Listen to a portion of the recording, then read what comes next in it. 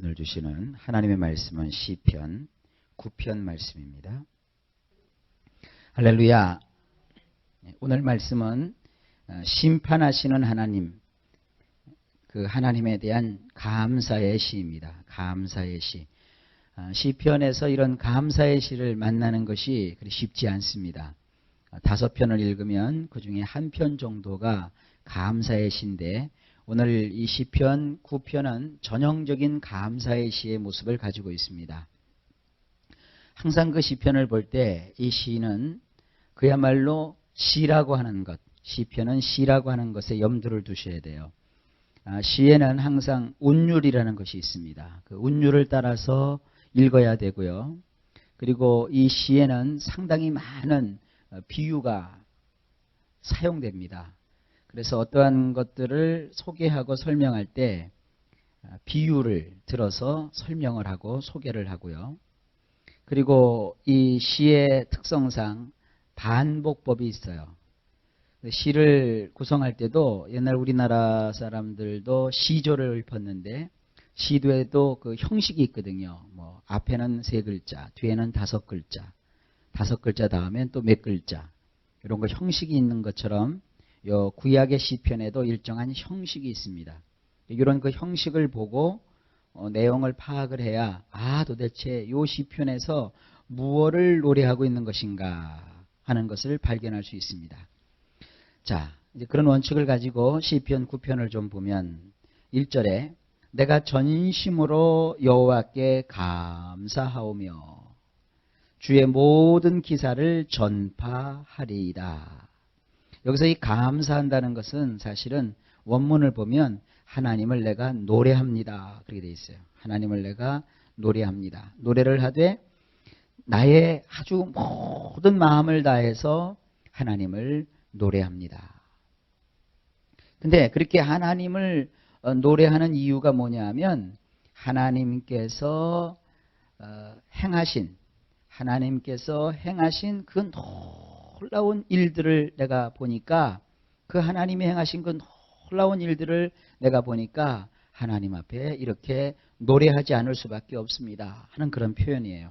우리 성경은 약간 좀 축소되었죠. 모든 기사를 전하리이다 그랬는데, 그래서 이 기사라고 하는 것은 아주 놀라운 일, 깜짝 놀랄 만한 일이다라는 것이죠. 우리가 하나님을 바라보고 하나님께 기도하면 이런 깜짝 놀랄 일이 생겨요.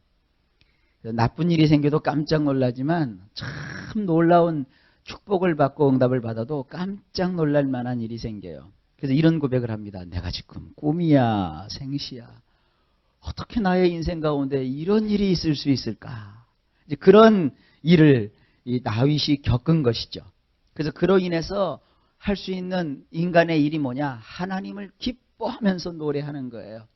다윗만 뭐 특별히 하나님이 그렇게 인생을 경험하게 하시는 게 아니라 저나 여러분의 인생 속에서도 이렇게 주의 놀라운 일로 인해서 할 수 있는 것이 하나님을 향한 감사요, 하나님을 향한 찬양, 그거밖에 할 것이 없을 정도로 아주 놀라운 축복을, 기쁜 일을 주께서 주실 겁니다. 그래서 그의 노래의 내용이 2절부터 나옵니다. 내가 주를 기뻐하고 즐거워하며. 기뻐한다 라는 것은 내적으로, 이 속으로 아주 좋아하는 것이고, 또 즐거워한다 라는 것은 겉으로 표현되는 것이고, 뭐 그렇습니다. 어쨌든 속으로도 기쁘고 겉으로도 기쁘고 지극히 높으신 주님의 이름을 찬송합니다. 하나님, 나는 주님의 그 거룩하시고 놀라우신 이름을 찬양합니다. 근데 여기서 특별히 하나님의 이름이 나와요. 가장 높으신 하나님, 지극히 높으신 하나님. 우리 성경으로 보게 되면 주의 이름을 이게 형용하는 식으로 되어 있는데, 이 지극히 높으신 하나님, 이것이 하나님의 이름입니다. 엘리온이라고 하죠. 지극히 높으신 하나님. 우리 하나님은요, 아주 높으신 하나님이에요. 그거 이상 높으신 것이 없는 가장 높으신 하나님. 지극히 높으신 하나님을 내가 찬송합니다. 그래서 여러분들이 기도할 때 하나님의 이름을 부르면서 지극히 높으신 하나님, 이렇게 이름을 불러도 돼요. 자, 이제 그 하나님이 어떤 일을 도대체 이루었길래, 어떤 일을 이루어 주셨길래 다윗이 이렇게 기뻐하고 즐거워하면서 나의 인생 속에 놀라운 일, 기사를 행하신 하나님을 찬양하고 노래한다 그랬는가. 그 노래 내용이 3절부터 나오게 됩니다. 내 원수들이 물러갈 때에 주의 앞에서 넘어져 망함이니이다. 원수가 물러갔다는 거예요. 어떤 원수가? 나의 원수가 물러갔다는 거예요. 원수가 뭐예요? 원수는요, 나를 죽이려고 덤벼드는 세력이에요. 원수는요, 내가 넘어지는 것을 기뻐하고, 내가 망하는 것을 좋아하고, 내가 쓰러지는 것을 좋아하고, 신앙생활에 있어서 우리의 원수가 누구냐? 분명히 아셔야 돼요. 어떤 사람도 원수가 아니고요. 되게 원수가 누구냐? 그러면 뭐 이웃집에 누구, 또 몇 년 전에 만났던 누구, 이렇게 생각하시면 안 돼요. 예수를 믿으면 우리의 원수는 3가지예요.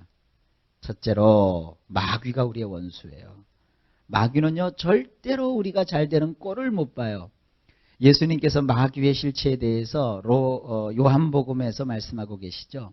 요한복음 8장에 보게 되면 마귀는 거짓의 아비다. 그래서 거짓말을 심어놓는 놈이에요. 그러니까 거짓 꿈을 꾸게 하고, 거짓 것을 믿게 하고, 거짓 것을 소망하게 하고, 거짓에 붙잡히게 하고, 거짓말을 일삼게 하고 하는 이런 그 모든 거짓의 아비가 마귀인데, 마귀는 우리의 원수예요. 그리고 요한복음 10장 10절에 보게 되면은 내가 온 것은 양으로 생명을 얻게 하고 더 풍성히 얻게 하려 하심이라, 그렇게 말씀하시면서 마귀는 어떤 놈인가 주님이 말씀하고 계세요. 마귀라고 하는 것은 우리를 향하여서 우리를 죽이고 또 우리를 또 멸망시키기 위해서 마귀가 다가오는 거예요. 우리를 죽이고 또 멸망시키고 영원한 형벌에 빠뜨리게 하는 것이 이게 마귀예요. 그러면서 주님이 마귀를 지칭할 때 도적이라고 그랬어요. 도적이 오는 것은 도적질하고 죽이고 멸망시키려 하는 것이라. 그래서 우리의 것을 다 뺏어가요. 마귀가 와서. 그리고 우리를 결국 이 세상에서도 죽게 만들고 마귀에게 붙들려서 살다 보니까 하나님의 영상에서도 배제대가 되므로 지옥에 떨어질 수밖에 없는 거예요. 그래서 마귀는 우리를 죽이고 멸망시키는 도둑놈이라는 것이죠. 그것이 우리의 원수예요. 오늘도 기도하면서 우리는 대적, 우리의 원수 마귀를 이기고 승리하는 그러한 힘을 하나님께 구하여 받는 것이에요. 마귀를 이길 수 있는 힘은 오직 하나, 하나님이 주시는 주 예수 그리스도의 권능이에요. 예수님의 이름으로 오늘도 마귀를 이기고 마귀를 대적하여 승리하게 되는 줄로 믿습니다. 두 번째, 우리의 대적, 우리의 원수가 뭐냐 하면 이 세상이에요. 세상은 우리가 잘 되는 것을 원치 않습니다. 세상은 신앙인들이 잘 되는 것을 좋아하지 않습니다. 이 세상이라고 할 때 그것은 첫째로 하나님이 만드신 이 우주 만물, 삼라만상을 세상이라고 성경이 표현해요. 그것은 악한 것도 아니죠. 하나님이 만드신 것이기 때문에 하나님이 이 우주 만물 만상을 만들어 놓으시고 보시기에 좋았더라 그랬어요. 이것은 우리의 생활의 터전입니다. 그것이 악하고 그런 것은 아니에요. 또 세상이라는 말은 이 지구 땅덩어리에 살고 있는 사람들, 이걸 세상이라고 말합니다. 그 세상 사람들과 더불어 우리가 함께 사는 거예요. 세상에서 사람을 만나서 사람과 사귀고 사람과 교제하고 사람과 거래하면서 우리가 살아가는 거예요. 우주 삼라만상이나 혹은 이 지구 땅덩어리에 살고 있는 사람은 악하다 선하다 이렇게 표현하거나 우리의 대적이 아니죠. 그럼 우리의 대적이 되는 것은 뭐냐? 성경에 역시 세상이라고 표현되어 있는데 마귀로 인하여서 타락하게 된 이 세상에 흐르는 풍조, 세상의 흐름, 이거를 성경은 세대라고 표현을 합니다. 그러니까 이 세대를 너희는 본받지 말라. 너희가 세상을 사랑하지 말라. 세상을 사랑하면 아버지의 사랑이 너희 안에 있지 아니하니라. 세상을 사랑하면 하나님이 그를 합당히 여기지 아니하시느니라 할 때 그 세상, 이 세상의 풍조, 하나님을 반대하고 하나님을 핍박하고 그리고 하나님을 거스리고 하나님을 믿는 사람들을 올가 묶으려고 하는 이러한 세상의 풍조, 이것이 우리의 대적이에요. 그걸 이기셔야 돼요. 이 세상 풍조는요, 구분하기가 쉬워요. 쉽게 얘기 드려서 어떤 노래를 들었는데 그 노래를 듣고 나니까 살기가 싫어요. 그 노래를 부르니까 하나님께 나아가기가 싫어요. 인생을 내가 왜 사나 이런 생각이 들어요. 그게 대적이에요. 그게 세상 풍조예요. 자꾸 우리를 죽이려고 하고 우리를 망하게 하고 우리를 하나님에게서 멀리 떨어뜨리게 하는 그런 노래 있으면 다시는 들으면 안 돼요. 내가 무슨 연속극이나 드라마를 봤는데 그걸 보면서 자꾸 마음이 우울해지고 내가 세상을 이렇게 살아서 뭘 하나 막 죽을 생각이 들고 그리고 왜 나는 이렇게 불행할 수밖에 없는가? 왜 나의 인생은 이 모양일까?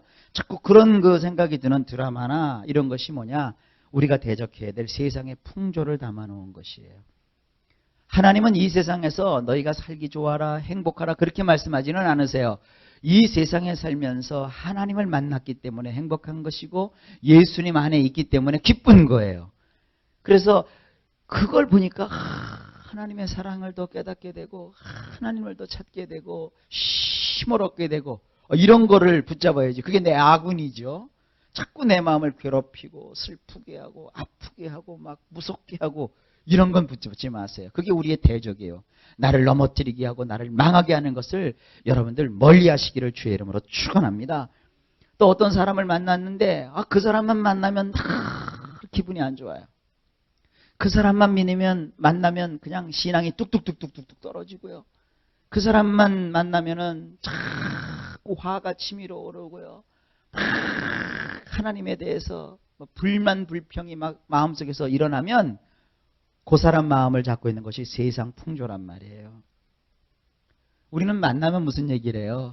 하나님의 은혜를 얘기하고 하나님이 주신 것을 감사하는데 세상에 저런 사람들을 만나면 돈 자랑하고 뭐 자식 자랑하는 거야? 그거야 부모는 다 자식 자랑하는 것으로 사는 거니까 그런 건 괜찮아도 같은 자식 자랑이라도 기분 나쁜 자식 자랑이 있죠. 그런 걸 여러분 받아들이시면 안 돼요. 여러분 영혼을 지키셔야 돼요. 그래서 사귀어서 기쁘고 만나서 즐겁고 은혜가 넘치고 하나님을 생각할 수 있게 하는 이런 좋은 그런 그 교제를 여러분이 꼭 가지시기를 주님의 이름으로 축복합니다. 그러니까 세상에서 잡고 있는 그런 세상 풍조를 여러분들이 대적하셔야 돼요. 그리고 가장 멀리 해야 될 것이 뭐냐 하면 가장 큰 우리의 원수 대적이 뭐냐? 우리 자신의 육신입니다. 이 육신이라고 하는 것은 이 몸뚱이가 아니에요. 우리말에 이 육신 그러니까 자꾸 몸뚱이라고 생각해서 이 성경을 잘 배우지 못하신 분들은 이런 표현을 자꾸 써요. 이 망할 놈의 육신, 이 쓸모없는 이 육체. 아니에요. 여러분, 이 육체는 여러분들이 천국 가기 전까지 이 세상 살아가는 동안 하나님이 주신 집이에요. 집. 세상 말도 그런 말이 있죠. 여자하고 집은 가꾸면 가꿀수록 좋다 그랬어요. 이쁘다 그랬고 편하다 그랬어요. 여러분 연세가 드셔도요. 육체를 잘 관리하셔야 돼요. 그러니까 돈 좀 있으시면 좀 사우나도 가시고 또 운동도 좀 하시고 그래서 자꾸 여러분 육체를 잘 관리하셔야 돼요. 아이고 이거 죽을 몸뚱아리 막 굴리지. 그럼 빨리 가요. 그러지 마시고 몸을 귀하게 여기시기를 바랍니다. 겨울에는 추우니까 몸을 좀 따뜻하게 덮으시고요. 여름에는 또 시원하게 하시고 또 좋은 음식을 먹어서 힘을 내시고 물건은 가급적 싼 거를 사서 쓰지만 음식은 절대 싼 거 드시지 마세요. 이건 아주 목사의 명령이에요. 같은 콩나물도 하나는 1,000원이고 하나는 1,500원이면 1,500원짜리를 사서 드세요.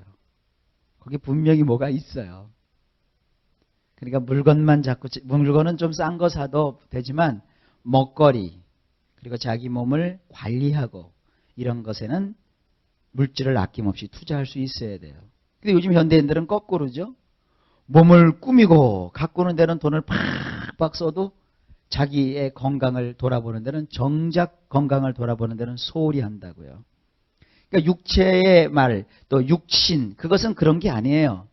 우리가 대적해야 될 육신은 뭐냐면 우리 안에 죄 때문에 생기는 악한 것이 있어요. 그걸 우리는 다른 말로 죄성이라고 해요.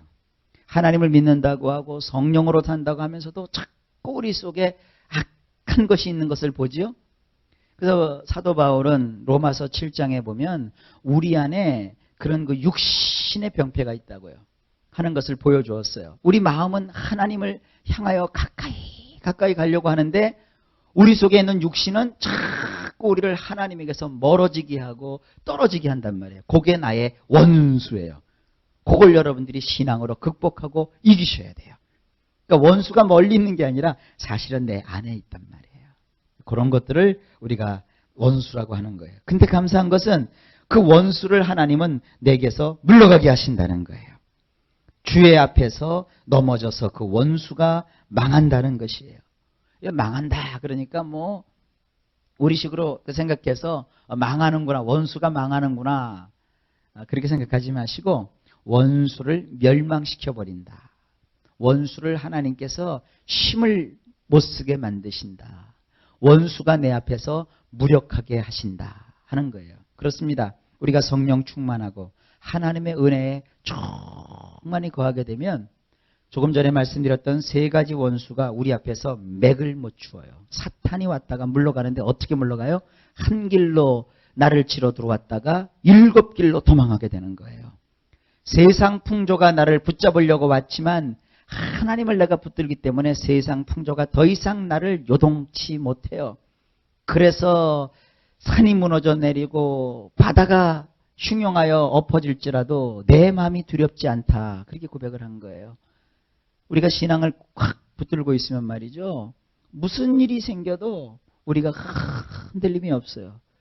그러니까 이런 그 악한 세상 풍조를 가지고 우리를 시험하던 마귀가 재미가 없으니까 우리를 더 이상 못 건드려요. 그런데 어떤 사람은 말이죠.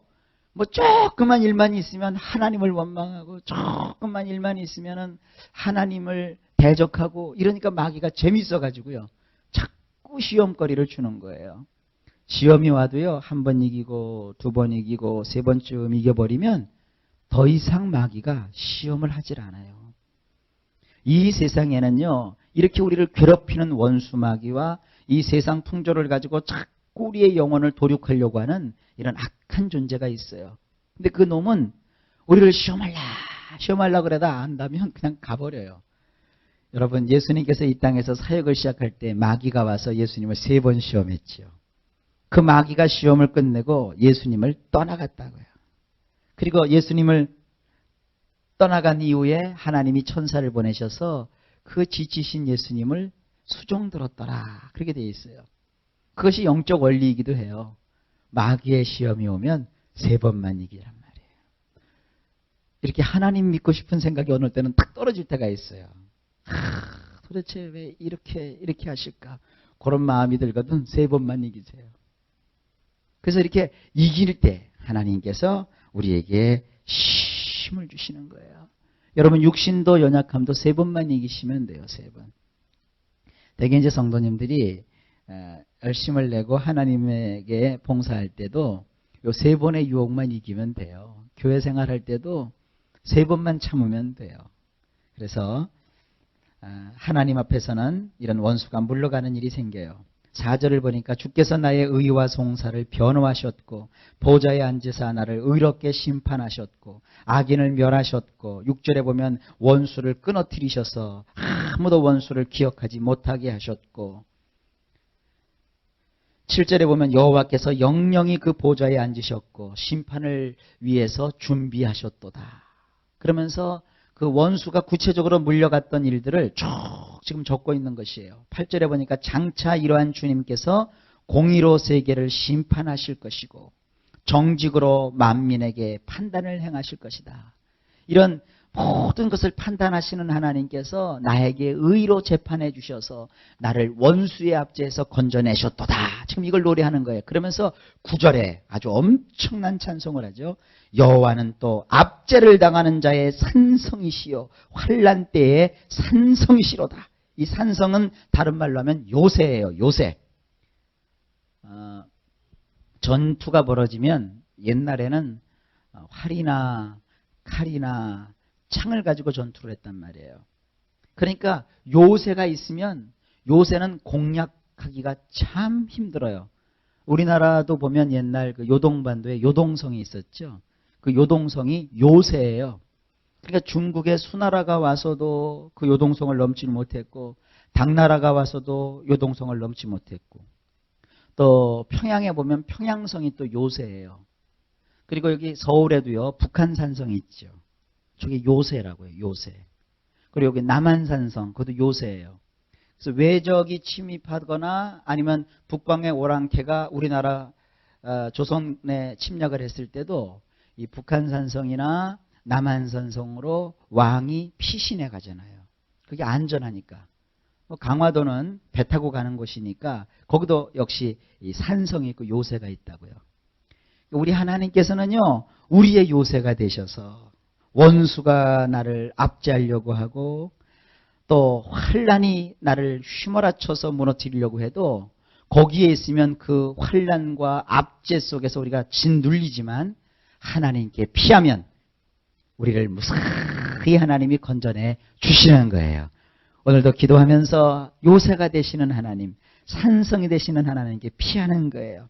그래서 10절에 이렇게 기록하고 있잖아요. 여호와여, 주의 이름을 아는 자는 주를 의지하오리니 이는 주를 찾는 자들을 버리지 아니하심이니이다. 여기에 오늘 1절에 주의 이름이 소개됐었죠. 지극히 높으신 하나님, 지극히 높으신 하나님, 가장 높으신 하나님.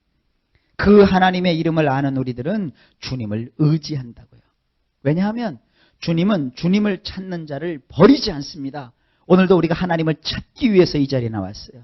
하나님께 도움을 구하기 위해서 이 자리에 왔어요. 하나님은 절대로 우리를 버리지 않습니다. 그래서 11절에 기록합니다. 너희는 시온에 거하신 여호와를 찬송하며 그 행사를 백성 중에 선포할지어다. 우리는 요새가 되시는 하나님께 피하여 하나님을 노래하고 하나님을 찾는 거예요. 보세요. 하나님은요, 가난한 자의 부르짖음을 잊지 않는다고 12절에 말씀하고 있어요. 13절에 보니까 여호와여 나를 긍휼히 여기소서, 나를 사망의 문에서 일으키시는 주여. 야, 이거 얼마나 감사해요. 사망의 문에서 일으키시는 주여, 미워하는 자에게 받는 나의 곤고를 보소서. 그리하시면 내가 주의 찬송을 다 전할 것이요 딸 같은 시온의 문에서 주의 구원을 기뻐하리이다. 이게 이겁니다. 사망의 문에서 나를 건지시는 하나님, 내가 지금 얼마나 곤란한 중에 거하고 있는지 주께서 다 알고 계시고, 나를 미워하는 자에게서 하나님이 나를 건져내 주시는 그 하나님, 이걸 바라봤는데 결국 하나님이 나를 거기서 건져내셨다는 거예요. 자, 밑으로 조금 내려가 보십시다. 17절, 악인은 음부로 돌아가고 하나님을 잊어버린 모든 열방도 다 음부로 돌아간다. 이 음부라고 하는 것은 뭐냐면 지옥이에요, 지옥. 악인은 지옥으로 다 떨어뜨리셨어요. 19절에 여호와여 일어나사 인생으로 승리를 얻지 못하게 하소서. 열방으로 주의 목전에 심판을 받게 하소서. 이게 무슨 얘기입니까? 사람 두려워하지 않는다는 거예요. 세상 나라 겁내지 않는다는 거예요. 여러분, 오늘도 살면서 사람 두려워하지 마세요. 두려워하지 않는 거하고 사람을 우습게 여기는 거하고 달라요. 나는 하나님을 믿으니까 사람 그까짓 거 아무것도 아니야. 그러면 그렇게 사시면 안 돼요. 그건 아니고 사람은 사랑하는 거예요. 우리는 사람들이기 때문에 하나님의 사람으로서 하나님의 사랑을 가지고 사람을 위해서 기도해주고 그들을 품어주고, 우리가 이기고 승리하는 건 뭐예요? 겸손함으로 이기고 승리하는 거예요. 오늘도 내가 더 낮추고. 세상 살다 보면 그런 사람이 있어요. 나이 순서대로 이렇게 있다가 내가 나이가 많으니까 내가 인사를 받아야 돼. 그렇게 하지 마세요. 먼저 숙여주세요. 먼저 겸손해지세요. 그러면 상대가 정말 인간다운 사람이면 나의 숙임의 앞에서 오히려 두려움을 갖게 돼요. 근데 내가 먼저 숙였다고 나를 무시하고 멸시하면 쳐다도 보지 마세요. 그런 사람하고는 거래도 하지 마세요. 인간성이 안 된 사람하고는요, 같이 손을 잡으면 잡을수록 손해예요. 그러나 내가 먼저 상대를 겸손히 숙여주고 상대에게 이렇게 자기 자신을 낮추는 것을 상대가 보면, 야, 저분 참 인격적이시구나. 조심한다고요. 그런 사람과 손을 잡으세요. 그런데 여기 보세요. 하나님은 인생으로 승리를 얻지 못하게 하신다고 그러셨어요. 그러니까 오늘 살면서 사람 두려워하지 마세요. 하나님을 두려워하세요. 사람은 사랑하시는 거예요. 또 나라를 겁내지 마세요. 무슨 뭐 나라의 정책이 어떻고 뭐 이웃 나라 전쟁이 어떻고 특히 남자들 말이죠. 신문 같은 거 보면서 또 방송 같은 거 보면서 자기가 부시보다도 대단하고 말이죠. 뭐 북한이 어떻고 뭐 나라가 어떻고 대통령이 어떻고 얘기하는데 그런 거 사실 다 쓸모없는 얘기예요. 우리는 하나님을 두려워하고 하나님께 피하는 것이에요. 그런 자세로 산다는 것이죠. 자, 결론을 맺습니다. 20절.